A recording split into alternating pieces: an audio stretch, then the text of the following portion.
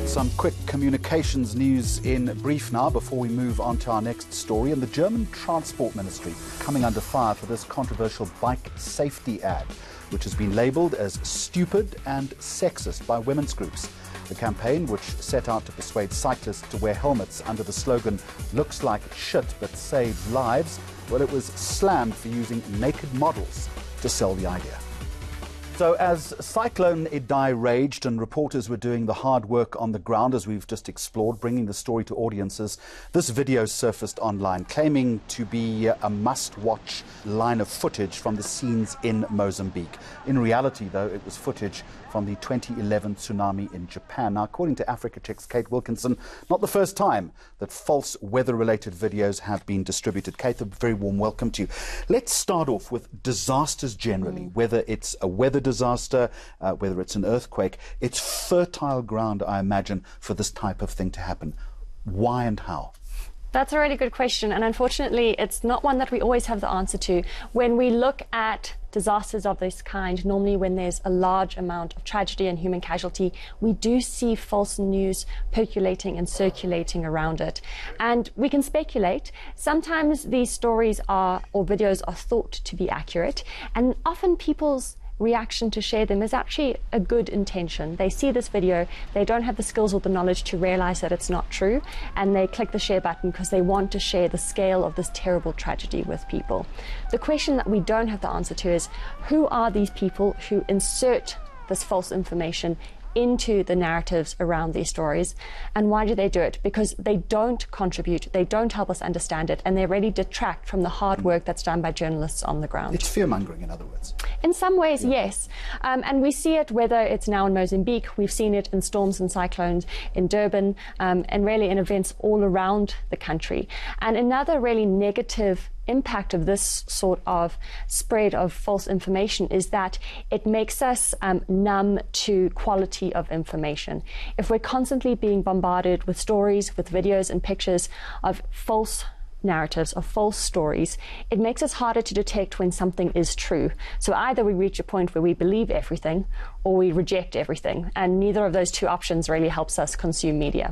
There's also an incumbent responsibility of those of us in the real news media to guard against that, to up the ante when it comes to gatekeeping, for instance.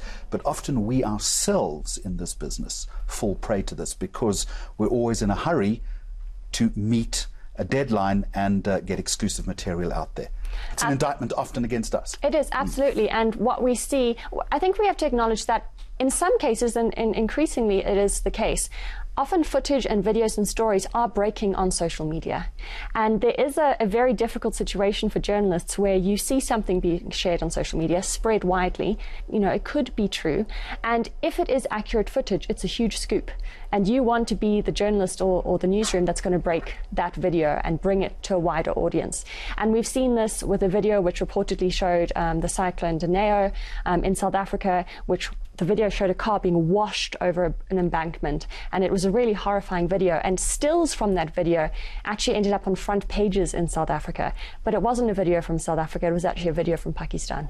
And these are the sort of questions that we need to be asking as journalists, and we also need to be developing the tools and resources to verify for ourselves. So let's talk about the tools and the resources. How do we guard against that as news leaders or as newsroom leaders? So a healthy dose of skepticism. We need to, I often say that one of the problems we have, especially when it comes to social media, is that our impulse control is very low, and we need to encourage ourselves to enjoy a moment of pause.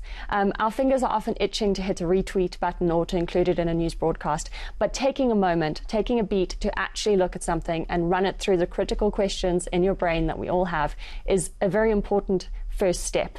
But there are then tools. We have great online tools such as the Amnesty International Video Verifier, where you can put a URL of a video into it.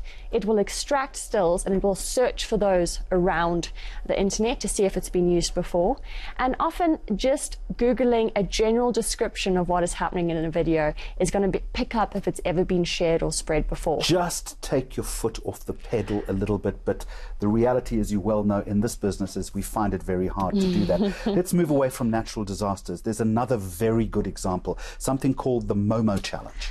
It's a very good example, and it's an example that makes you want to tear your hair out. So this is a hoax. I think we should put that on the table straight away. It is a hoax that has been shared around the world, which broadly claims that there is this very scary woman, or this woman in an app. If you look at the pictures, it's quite terrifying. She has long black hair and big eyes and a very disturbing grin. And the story is horror movie stuff, yeah. Absolutely, and that's why it plays into people's fears. But the story is that she is targeting children and getting them to complete tasks, and if they don't complete these tasks, then she'll come and kill them. Or the story is that YouTube videos that are made for children on YouTube, when children are watching them, she pops up in the middle of them and tells them to either hurt themselves or consider suicide. This sounds completely ridiculous, and it is, but that didn't stop the South African government, through the Film and Publication Board, sharing a warning about this.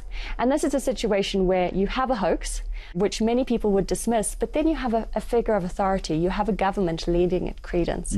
And this is where people who may not have believed it can be tipped over to the other side and help spread this ridiculous story even further. And there must be legal ramifications as far as this is concerned. So it's difficult. I mean, we're in the business of fact-checking, and when it comes to politics and political statements, generally it's not illegal for politicians to lie. There are exceptions, though, when people are under oath. But when it comes to sharing this sort of information, it's difficult. Often people's intentions are good. When it comes to weather warnings, however, there are some limitations. It is actually illegal in South Africa to share a weather warning that you know to be false, and there are quite good reasons for this. If you look especially around severe storms in Gauteng or in Johannesburg, often we see quite scary pictures and warnings being shared telling people to evacuate, to go home, to close schools early. And this may seem as not a very dangerous warning, but the reason some of these consequences are in place is that if people panic, if people rush, if people all race to the roads to get home, there could be quite negative and dangerous consequences. But the problem is all of us live in this world of seeking gratuitous thrills. We're not going to fact-check ourselves. Kate Wilkinson, thank you very much indeed. Thanks, Jeremy. Mags on Media, coming up, a snapshot of where brands and marketers are spending their budgets and how this advertising campaign for South Africa's first digital bank came about.